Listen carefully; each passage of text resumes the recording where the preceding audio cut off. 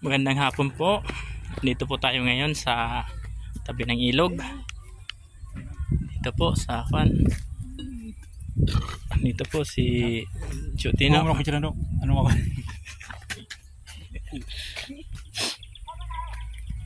Maganda yung yung taba ng kangkong.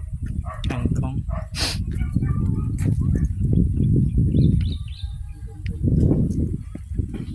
Hanggang doon yung sa tulay. Ayun ba yung tulay? Ayun nga. Ayun po yung tunay. Pwede naman Ayun Pwede na yung karsada to, no? Ayan po, Pwede lang mga samahan yung motor. isang pagpapalang umaga po sa ating lahat. Dito po tayo ngayon sa isang lugar sa Bulacan kung saan makita nyo po yung ilog at makikita nyo po yung lugar. Kakuha ako ng mansanas. Ay pumasanas na maliit, yung tinatawag po na small apple. Nandito lang po matatagpuan sa Bulacan. At kung bago pa lang mo kayo sa aming channel, huwag nyo pong kalimutan mag-like at subscribe para update kayo sa lalabas namin mga videos. Bye-bye!